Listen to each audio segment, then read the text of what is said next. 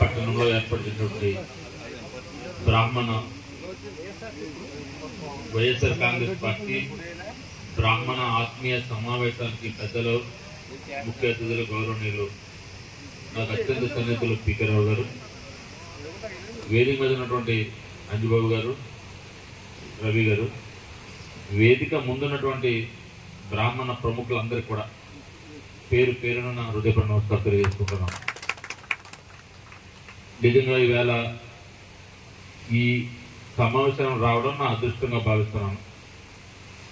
ఎన్నికల ప్రచారంలో దాదాపు 45 డిగ్రీల ఎండలో కష్టపడుతూ తిరుగుతున్నాం. మేము ఇటువంటి చల్లని వాతావరణంలో మిమ్మల్ని అందరినీ కలిసే అవకాశం కల్పించినటువంటి ఈ సమావేశం ఏర్పాటు చేసినటువంటి ఆర్గనైజర్స్కి నా హృదయపూర్వక నమస్కారాలు, అభినందనలు తెలియజేసుకున్నాను. ఎందుకంటే ఇంతమంది ప్రముఖులను ఒక్కసారి కలిసే అవకాశం రావడం అంటే ఈ ఎన్నికల ప్రచార సమయంలో నిజంగా నాకు చాలా అదృష్టదాయకంగా భావిస్తున్నాను.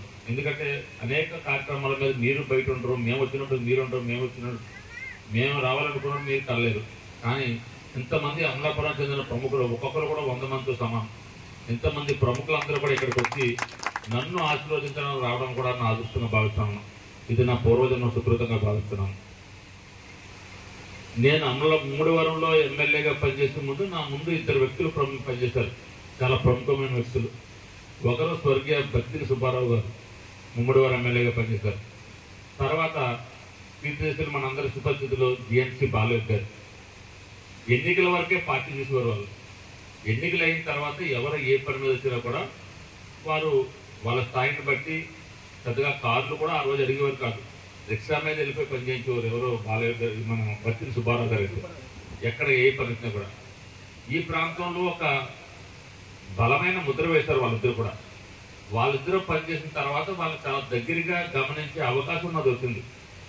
ఎన్నికల వరకే రాజకీయ పార్టీ, ఎన్నికలు అయిన తర్వాత ప్రజలందరూ కూడా మనం నాయకులు కాబట్టి తప్పనిసరిగా ప్రజలతో ఏ విధంగా మమేకం అవ్వాలి, ఏ విధంగా వారితో ఆత్మీయంగా ఉండాలని చెప్పేసి వారి నుండి నేను నేర్చుకున్నాను. ప్రజల్లో ఎంత ప్రముఖమైన వ్యక్తిగా వీళ్ళు సెలమడుతున్నారు, ప్రతి ఒక్కరు కూడా పార్టీలు ఖచ్చితంగా వీళ్ళు ప్రేమిస్తున్నారు, మనం కూడా ఇటువంటి మంచి పేరు సంపాదించుకోవాలన్న భావన నాలో అప్పటి నుంచే కలిగింది. తర్వాత 2004లో ఎమ్మెల్యేగా ఎన్నికైన తర్వాత అంతకుముందు 2 ఎలక్షన్స్లో ఓడిపోయాను. 1999లో నా అదృష్టం ఏంటంటే నా రాజకీయ ప్రవేశం మొదటి ఎన్నికల నుంచి కూడా ఈ వరకు కూడా నాకు పీకే.రావు గారే జనరల్ ఏజెంట్. ఈసారి ఏంటంటే మరి కార్పొరేషన్ చైర్మన్ గా ఉన్నారు, మళ్ళీ పైగా ప్రభుత్వ పదవి ఉన్నారు కాబట్టి ఈసారి ఆయన రాలేకపోయారు.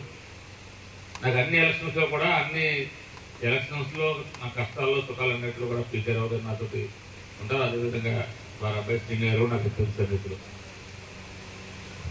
ఏది ఏమైనప్పటికీ కూడా మీరు ఇంత మంచి సమావేశం ఏర్పాటు చేసి ఇది మాకు ఒక చక్కని సదవకాశం.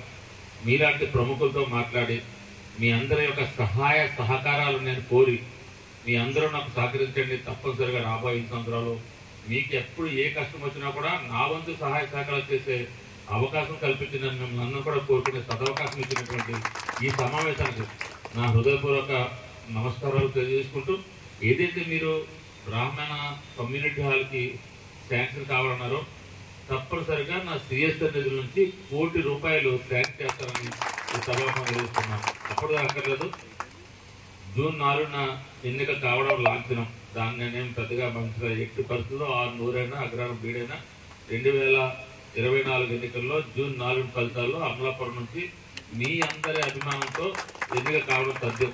జూన్ 5వ తారీఖు తర్వాత తప్పనిసరిగా మీరు కోరికలు జూన్ నెలలోనే నెరవేర్చి మీ అందరికీ మీ రుణం తెచ్చుకునే అవకాశం నాకు కల్పిస్తారని మిమ్మల్ని అందరూ కోరుకుంటూ, అదేవిధంగా ఈ మున్సిపాలిటీ సంబంధించి కౌన్సిలర్ టికెట్ కానీ గత ఎలక్షన్లో కొంతమందికి ఇచ్చారు కాబట్టి ఈ మైనార్టీ కమ్యూనిటీని అన్నింటిలో కూడా గౌరవించుకోవాల్సినటువంటి ఆవశ్యకత ఉంది. ఈవేళ అమలాపురం నుండి చిన్న మందిరాల యొక్క ట్రస్ట్ బోర్డులు కానీ అదేవిధంగా చిన్న అవకాశాలు ఏదొచ్చినా కూడా పోటీ చేసే అవకాశం మీకు లభించింది కాబట్టి తప్పనిసరిగా మిమ్మల్ని ఏ విధంగా నామినేటెడ్ ప్రభుత్వాలు ఇచ్చి మిమ్మల్ని గౌరవించుకోవాల్సినటువంటి ఆవశ్యకత ఉంది.